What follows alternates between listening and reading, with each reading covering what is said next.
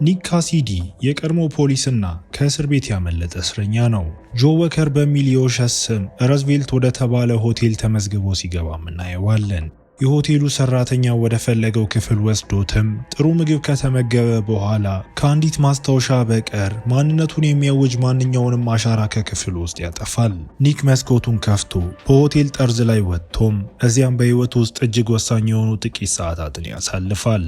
ይህን ለምን እንደሚያደርግ ለማወቅ ወደ 1 ወር ገደማ መመለስ አለብን። በዚህ ጊዜ ኒክ እስር ቤት ውስጥ የነበረ ሲሆን የመጨረሻ የይግባኝ ጥያቄው በፍርድ ቤት ውድቅ ተደርጎበት ነበር። በዚህም የ25 ዓመት እስራቱን ሙሉ በሙሉ መጨረስ ነበረበት። የቀድሞ አጋሩ ማይክ አከርማን አባቱ እየሞተ መሆኑን ሊነግረው እስር ቤት መጥቶ ይጎበኘውና አባቱን እንዲያይ ለአንድ ቀን ከእስር ቤት እንዲወጣ እንደሚያደርግም ቃል ቢገባለትም ሆኖም ኒክ መውጣት የቻለው ለአባቱ ቀብር ብቻ ነበር። ማይክና እጮኛው ለኒክና ለወንድሙ ለጆይ መጽናናትን ተመኝተው የጆይ የሴት ጓደኛ አንጂ ሁለቱ እንዲነጋገሩ ለጥቂት ጊዜ ትታቸውም ትሄዳለች። ወንድማማቾቹ ተጣልተው ዱላ ቀረሽ ጭቅጭቅ ውስጥ ገብተው የኒክ ጠባቂዎች ሊያገላግሏቸው ሲመጡ ኒክ የአንደኛውን ሽጉጥ ለመንጠቅም አጋጣሚውን ተጠቅሞ እንደታጠቀ ጆይ የእጅ ካቴናውን እንዲፈታለትም አድርጎ የጥበቃዎቹን መኪና ጎማውን በማፈንዳት ከዚያም በወንድሙ መኪናም ያመልጣል። ከፖሊሶች ጋር በመቃብር ስፍራ ውስጥ የእግር በእግር ማሳደድ ቢደረግም እሱ ግን ልብሱን እየቀየረ በቀላሉ አምልጧቸው ማሳደዱ ወደ ባቡር ሀዲድ የሚወስዳቸው ሲሆን መኪናው ከሚንቀሳቀስ ባቡር ጋር አጋጭቶ ፖሊሶች ሳይደርሱበትም ተሰውሮ ኒክ ግብረ አበሮች ወዳዘጋጁለት ሚስጥራዊ ቦታ በመሄድ የሚያስፈልጉትን ነገሮች ሁሉም አገኘ። በረዝቬልት ሆቴል በኩል ባለስልጣናቱ ስለ ኒክ ሁኔታ አውቀው አካባቢውን እየዘጉ ሲሆን ፖሊሶችና የአደጋ ጊዜ መኪናዎች እንዲሁም መርማሪ ጃክ ዶኸርቲ ቦታው ላይ ይደርሳሉ። መርማሪው በቀጥታ ወደ ክፍሉ በመሄድ ራሱን ለኒክ አስተዋውቆ ሊረዳው እንደመጣም ይነግረዋል። ይህ በእንዲህ እንዳለ መርማሪ ዳንቴ ማርከስ በሆቴሉ ግርጌ ተሰብስቦ ትዕይንቱን የሚመለከተውን ህዝብ እያስተባበረ ዶኸርቲ ኒክን ወደ ውስጥ እንዲገባ ለማሳመን የመጀመሪያ ሙከራውን ሲያደርግ ኒክ ግን ሌላ ተደራዳሪ ካልመጣ ዘላለሁ ብሎ ያስፈራራዋል።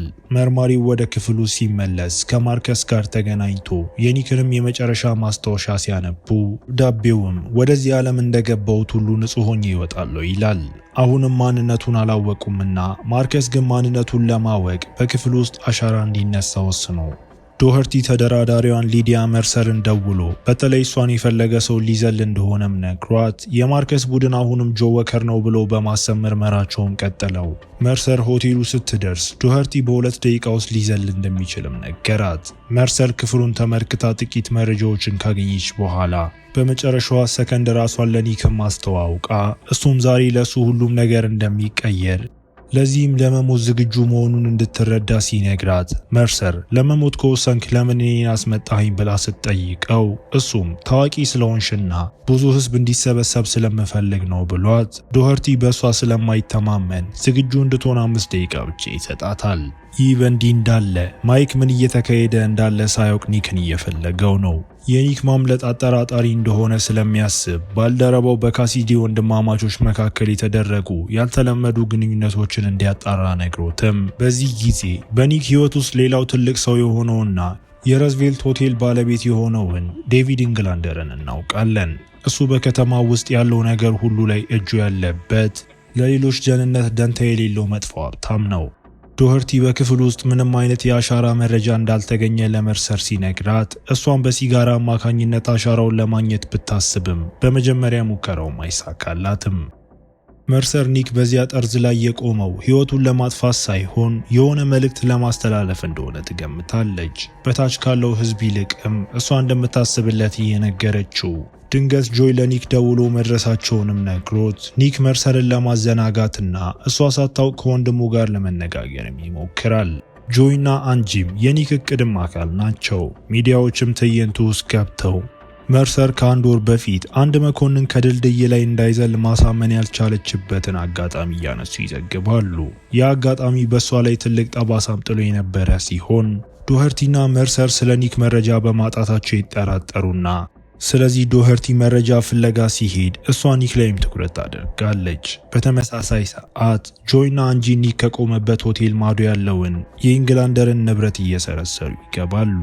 የደህንነት ስርዓቱ ለሌሊት ፈረቃ ሲዘጋጅ ጆይና አንጂ በጣሪያው ላይ ቀዳዳ በመብሳት ፍንዳታ አዘጋጅተው ለኒክ ምልክት ሰጥተውት እሱም ፍንዳታውን ሲያቀጣጥሉ መርሰርንና ታች ያለውን ህዝብ ለማዘናጋት ሙካታ ፈጥሮ ጆይና አንጂ ወደ ህንፃው ሲገቡ ኒክ መርሰርን ማታለሉንም ቀጥሎ እሱ ሲጋራ ሲጠይቃት እሷም የመጨረሻውን ሲጋራም ሰጥታው ኒክ ስለ መርሰር የሥራ ታሪክ ብዙ የሚያውቅ ሲሆን ይህም ብዙ የሚያመሳስላቸው ነገር ስላለ እንደሆነ ሲነግራት እሱ መዝለል እንደማይፈልግም ተረድታ ኒክም በሱ ተስፋ እንዳትቆርጥ ይነግራታል። ወደ ክፍሉ ስትመለስ አሻራ እንዲነሳበት ሲጋራውንም ለፖሊስ ሰጥታ ጆይ ወደ ህንፃው መግባታቸውንም ለኒክም ያሳውቀዋል። ይህ በእንዲህ እንዳለ ማይክ ወደ ጣቢያው ተመልሶ ስለሚዘለው ሰው ቢሰማ ማንነቱን ግን አያውቅም።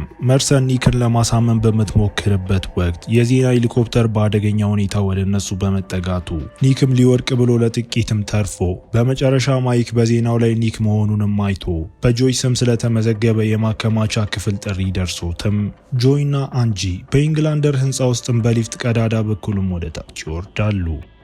የደህንነት ካሜራዎቹን ካጠፉ በኋላ ወደ ኢንግላንደር የከበሩ ማዕድናት ማስቀመጫ ክፍልም ይሄዳሉ። አንጂ የሙቀት ዳሳሽ ስለምታይ እንዳይንቀሳቀስ ወደ ኋላ ማፈግፍገው ዶኸርቲና መርሰር ኒክ የሆነ ነገር እየጠበቀ እንደሆነ ተረድተው ስለዚህ እነሱ ማንነቱን ለማወቅም ፍጥነታቸውን ይጨምራሉ። መርሰር ተመልሳ ወጥታ ምን እየተካሄደ እንደሆነ ኒክን ስትጠይቀው እሱም በፍልስፍና የታጀበ መልስ ይሰጣታል። እሷም ሌላ ዘዴ ስትሞክር ጆይ በጆሮ በኩል እንደገና ማውራት ሲጀምር ኒክን በቀጥታ ሊመልስላት ስለማይችል ለመርሰር የሚሰጣቸውን መልሶች ጆይና አንዲ ስለ ዳሳሹ ምን ማድረግ እንዳለባቸው እንደ ፍንጭ ይጠቀምባቸዋል። ጆይ ባይረዳውም አንጂ ግን ኒክ ምን ለማለት እንደፈለገ ተገንዝባ የሙቀት ዳሳሽ መሆኑንና ማቀዝቀዝ እንዳለባቸው ትረዳለች። ዳሳሹን ለማጥፋት የእሳት አደጋ መከላከያ ይጠቀማሉ። ኒክ ከመጀመሪያው አሻራውን እንደወሰደችና ማንነቱን ለማወቅ እንደተቃረበችም ያውቃል። በተመሳሳይ ሰዓት ማይክ ወደ ጆይ ማከማቻ ክፍል ሄዶ የኒክን የጆ ወከርንና የራሱ መረጃዎች የያዘ ፋይል አግኝቶ ማርከስ የኒክ አሻራ ደርሶት ለመርሰርም ይደውላል። ኒክ ማን እንደሆነና የኢንግላንደርን $40 ሚሊዮን የሚያወጣ ሞናርክ የተባለ አልማዝ በመስረቅ ታስሮ እንደነበር ይነግራታል። ማርከስ በተጨማሪም ሆቴሉ የኢንግላንደር መሆኑንና በማዶ በኩልም የአልማዝ መለወጫ ቢሮ እንዳለው አሳውቋት መርሰርና ዶኸርቲ የኒክ እቅድ ንጽህናውን ማረጋገጥ እንደሆነ ይረዳሉ። ማይክ የኒክ አጋር እንደነበረ ስታውቅ ብትደውልለትም እሱ ግን በዚያን ጊዜ ያገኛቸውን ፋይሎችም እያቃጠለ ነበር። ማርከስ ለኢንግላንደር የጥበቃ ቡድን ደውሎ ማስቀመጫ ክፍሉን እንዲፈትሹ ነግሯቸው በተመሳሳይ ሰዓት ጆይና አንጂ ማስቀመጫው በር ላይ ሆነው ለመግባት እየሞከሩ ነው። መርሰር ኒክን ፊት ለፊት ተጋፍጣ የዚህ ሁሉ ድራማ ዓላማ ምን እንደሆነ ስትጠይቀው ኒክም ወደ አልማዝ መለወጫው ቡድኗን እንድትልክ ሲነግራት ይህ ግን ጆይን ያስደነግጠዋል። ምክንያቱም ገና ስራቸውን እነሱ አልጨረሱም። ኒክ ንጹህ መሆኑንና ኢንግላንደር አልማዙን እንደሰረቀ አድርጎ ወጥመድ ውስጥ እንዳስገባው በመግለጽ የመርሰርን እርዳታ ቢለምንም እሷ ግን አታምነውም። ከዚያም ኒክ ይህ ሁሉ የእሱ ድጋሚ ችሎት እንደሆነ በመናገር ህዝቡ እንዲደግፈውም ይቀሰቅሳል። በተመሳሳይ ጊዜ የኢንግላንደር ጥበቃዎች በፖሊስ ታጅበው ወደ ሌላኛው ህንፃም ደርሰው ኒክ ለጆይ ይህንን ነግሮትም ጆይም ለመደበቂያ ጊዜ እንዲገዛላቸውም ጠየቀው። ድንገት ኒክ ከፎቁ ላይ ገንዘብ መበተን ጀምሮም ህዝቡም ገንዘቡን ለመልቀም መንገዱን ስለሚዘጋው ፖሊሶችና ጥበቃዎችም ወደ ህንፃው መግባትም ተስኗቸው አንጂ የጥበቃ ሰራተኛው ሚስጥር ቁጥሩን ሲያስገባ በካሜራም እየቀረጸችው ጆይ መደበቂያም ይፈልጋል።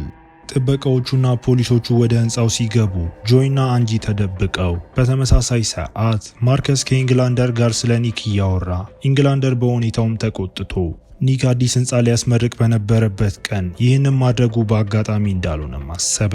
ማርከስ ሁኔታውን ካላስተካከለ ህይወቱ እንደሚበላሽም ዛቻ ደርሶበት በአልማዝ መለወጫው በኩል የጥበቃ ሰራተኛው ቁጥሩን አስገብቶ ፖሊሶቹን ወደ ማስቀመጫ ክፍሉ ማስገብቷቸው ማነብ ሊሰብር የማይችለው የደህንነት ጥበቃ እንዳለው አስረድቷቸው ከዚያም ሁኔታውን ለማርከስም ያሳውቀዋል። ማርከስ ወደ ሆቴሉ ክፍል ሄዶ መርሰር በ15 ደቂቃ ውስጥ ኒክን ካላወረደች ልዩ የፖሊስ ቡድን እንደሚልክ የሚያስጠነቅቃት ሲሆን ይህ በእንዲህ እንዳለ ማይክ ወደ ሆቴሉ በፍጥነት እየመጣ ነው። ጆይና አንጂ ከመደበቂያቸው ወጥተው ወደ ማስቀመጫ ክፍሉም ተመልሰው መርሰር ፖሊሶች ሊመጡበት እንደሆነ ለኒክ ስትነግረው እሱም አልማዙ ሲሰረቅ ምን እንደተፈጠረ ለሷ መንገርም ጀመረ። እንደ ኒክ ገለጻ አልማዙ የተሰረቀው በኢንግላንደር ሰዎች ሲሆን ኒክ አልማዙን እያጓጓዘ ሳለ ነበር ጠለፉት። ኢንግላንደርም ሊከስር ስለነበር አልማዙን ከመሸጥ ይልቅ ኢንሹራንሱን ለማግኘት ሲልም የፈጠረው ሴራ ነበር። መርሰር ልታምነው ብትፈልግም ኒክ ኢንግላንደር ወንበዴዎች ፖሊሶች ሳይሆኑ አይቀሩም ሲላትም ተጠራጥራው ታሪኩን ለማጣራት ስትሄድ ማይክም ወደ ሆቴሉ ደርሶ ማይክ ወደ ላይ ከመውጣቱ በፊት ከማርከስ ጋር ተገናኘና አንድ የፖሊስ መኮንን ከኒክ የእስር ቤት ክፍል የተገኙ ሰነዶችን ሲያመጣ ማይክን ወስጄ ይሰጠዋለሁ ብሎትም መርሰርም ስለ ኒክ ንጽህና ያላትን ጥርጣሬ ለዶኸርቲ ብትገልጽም እሱ ግን ጥፋተኛ መሆኑን እርግጠኛ ነው። ማርከስንም ስትጠይቀው ኒክ ጆ ወከር ስለተባለ ሌላ ፖሊስ የሚደረግ ምርመራ ከውስጥ ጉዳይ ጋር እየተባበረ እንደነበረ ነግራው ከኒክ ጉዳይ ጋር የተያያዘ ቢመስላትም ማርከስ ግን አላመነበትም። መርሰርም ኒክ እንደማይዘል ስትነግረው ማርከስ ልዩ ቡድን ቦታውን እንዲይዝም አዞ ይህ በእንዲህ እንዳለ ህዝቡና ሚዲያው ስለ ኒክ ጥፋተኝነት የተለያየ አስተያየት እየሰጡ ነው። ማይክ ከኒክ ክፍል የመጡትን ሰነዶች ተመልክቶ የተወሰኑትን ካስቀረ በኋላ የተቀሩትንም ለዶኸርቲ ሰጥቶት መርሰርም ስለ ኢንግላንደር ብትጠይቀውም እሱ ግን ምንም እንደማያውቅ ገልጾላት መርሰር ማይክንም መጠራጠር ጀምራ ጓደኛንን ቢልም ወደ ኒክ እንዲቀርብ ግን አትፈቅድለትም። በዚያው ቅጽበት አንጂ በአየር መተላለፊያ ቱቦ በኩል ወደ ማስቀመጫ ክፍሉ ገብታ ከገባች በኋላም የደህንነት ስርዓቱን ለማጥፋት የኒክ እርዳታ ያስፈልጋታል። መርሰር ኒክን ወደ ውስጥ እንዲገባ ብትጠይቀውም እሱ ግን ተጨማሪ ጊዜ እንዲሰጡት ለምኖ ዶኸርቲ በሰነዶች ውስጥ የቦምብ ንድፍ ያገኘ ሲሆን በተመሳሳይ ሰዓት ኒክ ለአንጂ ዳሳሾቹን ለማጥፋት የትኛውን ሽቦ መቁረጥ እንዳለባት ሲነግራት አንጂ ለጥቂት ተጠራጥራ በመጨረሻም ትክክለኛውን ሽቦ ትቆርጣለች። አንጂ ሽቦውን ተጠቅማ ዳሳሾቹንም ማጥፍታም ጆይ የማስቀመጫ ክፍሉን በር ከፍቶ ከዚያም በሩን በመብሳትም ይከፍተዋል። ልዩ ቡድኑ ቦታውን ሲይዝ መርሰር ኒክን በእውነት ቦምብ እንዳለ ጠይቃው ዶኸርቲ መስኮቶቹን እንድትለቅ ቢነግራትም እሷ ግን ከማርከስና ከዶኸርቲ ጋር ተከራክራ ማንም ሊሰማ ስላልፈለገ ኒክ ወዳለበት ጠርዝ ላይ ወጣም ከጎኑ ትቆማለች። በመጨረሻም አንጂና ጆይ ማስቀመጫውን ሰብረው በመግባት የኢንግላንደርን ሀብትም አገኙት። እነሱ የሚፈልጉት ግን አንድ ነገር ብቻ ነው፣ የሞናርክ አልማዝን። እነሱ አልማዙን ሲፈልጉ መርሰርና ኒክ በጠረፉ ላይ ጎን ለጎን ቆመው በሚያሳዝን ሁኔታ አልማዙን አያገኙትምና ለኒክ ሲደውሉለት መርሰር ከጆይ ጋርም ሲያወራ ማይታው ኒክም እቅዱ ምን እንደነበርም ለሷ መንገድ ይጀምራል። አልማዙ እዚያ ከሌለ ጆይ ወደ ፕላን ፒ መሸጋገር አለበት። ፖሊሶችን ለማዘናጋት የደህንነት ደውሉንም አንቀሳቅሰው ኢንግላንደር ማስቀመጫውን ለመመልከት ሄዶም ፖሊሶች እንዳይገቡም ለጥበቃው ነግሮት እሱ ግን ሞናርክን ወደሚያስቀምጥበት ትክክለኛው ካዝና ሄዶ አልማዙን እዚያ ሲያገኘው ተደስቶም ይዞት ይወጣል። መርሰር ወደ ክፍሉ ተመልሳ ከውስጥ ጉዳይ ጋር መነጋገር ትፈልጋለች። ማይክ ተመልሶ ዶኸርቲን ከክፍሉ ሲያስወጣው ከዚያም ከኒክ ጋር ብቻውን ለመነጋገር በሩን ቆልፎ እሱም ኒክን ሊረዳው እንደሚችል ነግሮት ኒክ ከውስጥ ጉዳይ ጋር እያወሩ መሆኑን ሲነግረው ማይክ ይደነግጥና ኒክንም ለመያዝም ይሞክራል። በዚያው ቅጽበት ማርከስም ልዩ ቡድኑ ኒክን እንዲይዙ ማዞም ኒክ አምልጦ ከአንዱ ጠርዝ ወደ ሌላው እየዘለለ ወደ ሆቴሉ ውስጥም ገባ። ህዝቡም ሁኔታውን ሲያይም ተረብሾ ኒክ በሆቴሉ ሲሮጥ ማርከስና ልዩ ቡድኑ እየተከተሉት ይህ በእንዲህ እንዳለ ኢንግላንደር ወደ ቢሮ ሲመለስ ጆይና አንጂም ይጠብቁታል። ጆይ ፈትሾት አልማዙን አግኝቶትም ኢንግላንደርን ከካዝናው ጋር በካቴና አስረውት አልማዙን ይዘውም ይሄዳሉ። ሪሴፕሽን ሲደርሱ ለሰራተኛው ቦርሳ ሰጥተውት እንዲይዝላቸው ነግረውት ሰራተኛው አልማዙን አውጥቶም ማስቀምጦት ኢንግላንደር ስልክ አግኝቶ ጆይ አልማዙን እንደወሰደው ለማርከስም ነገረው። ማርከስም ኒክ ቦምብ አለው በሚል እንዲገደል ትዕዛዝ ሰጥቶ መርሰር ማይክንና ኒክን በሆቴሉ ስትፈልግ ከውስጥ ጉዳይም ስልክ ጥሪ ደርሷት መርማሪው በማይክና በማርከስ ላይ መረጃ እንዳላቸውም ነገራት። ኒክ በልዩ ቡድን እየታደነ ሲሆን የሆቴሉ ሰራተኛ አልማዙ ያለበትን ጃኬት ሰጥቶትም ከዚያም ፖሊሶቹን ወደ ሌላ አቅጣጫ የመራቸው ቢሆንም ኒክን ደርሰውበት እሱም እንደገና ወደ ጠረፉ ወጥቶ ወደ ሆቴሉ ጣሪያ መውጣት ይጀምራል። ይህ በእንዲህ እንዳለ ማርከስ ጆይንና አንጂን አግኝቶ ስለ አልማዙ እንዲናገሩ እነሱን ማሰቃየት ጀምሮ ኒክም ጣሪያው ላይ ሲደርስ መርሰርና ልዩ ቡድኑ ይደርሳሉ። ማርከስ መርሰርን መቶ በቁጥጥር ስር አውሏት ማርከስ ከኒክ ጋር ብቻውን ለመሆን ልዩ ቡድኑም እንዲርቁም ያዛቸዋል። እነሱ ሲሄዱ ኢንግላንደር ጆይን ወደ ጣሪያው ይዞት ይወጣና ኒክ አልማዙን ካልሰጠው ጆይን እንደሚገለውም ያስፈራራዋል። ኒክ አልማዙን ቢመልስም ነገር ግን ኢንግላንደር አሁንም ማርከስ እንዲገላቸው አዞት መርሰር ከታሰረችበት ተፈታ ወደ ጣሪያው ተመልሳም ማርከስ ኒክ እንዲዘል ካልሆነ ወንድሙን እንደሚወረውረውም ይዝትበታል። ድንገት ማይክ መጥቶ ማርከስን ተኩሶ ቢመታውም ነገር ግን እሱም ቆስሎ ነበር። ማይክ ኒክን ወጥመድ ውስጥ ስላስገባውም ይቅርታ ጠይቆት ማርከስ ሁሉንም ለመግደል ሲዘጋጅ መርሰር ደርሳ ገድላውም ጆ ኢንግላንደር እያመለጠ መሆኑን ለኒክ ጮሆለትም ኒክ የሚያጣው ነገር ስለሌለው ከጣሪያው ላይ የዘለለ ሲሆን እንደ ዕድል ሆኖ ፖሊሶች ባዘጋጁት የአየር ፍራሽ ላይ አርፎ ኢንግላንደርን ተከትሎ ሮጦ በህዝቡ ፊት ይይዘውና ኒክ ደብድቦትም አልማዙን ይወስዳል። አንድ አልማዙን በእጁ ካገኘ በኋላ ለህዝቡ ሲያሳያቸው ህዝቡን በደስታም እየጮሁ ይታያሉ። በኋላ ላይ መርሰር ኒክ ንጹህ መሆኑ ከተረጋገጠ በኋላ ከእስር ቤት ተቀብለው ሁሉም ወደሚደሰትበት መጠጥ ቤት ይሄዳሉ። ሞቴ የተባለው አባቱ በህይወት እንደነበርና ይህን ሁሉ ጊዜ ሲረዳው እንደነበር የታየ ሲሆን በልጁ መፈታትም ከሁሉም በላይ ደስተኛ ነው። በመጨረሻዎቹ ደቂቃዎች ጆይ ከኢንግላንደር በሰረቀው ቀለበት አንጂን እንድታገባው ሲጠይቃት እያሳየን ፊልሙም እዚህ ጋር ይጠናቀቃል። እስከ መጨረሻው አብራችሁኝ ስለነበራችሁ አመሰግናለሁ። በቀጣይ ቪዲዮ እስክንገናኝ መልካም ጊዜ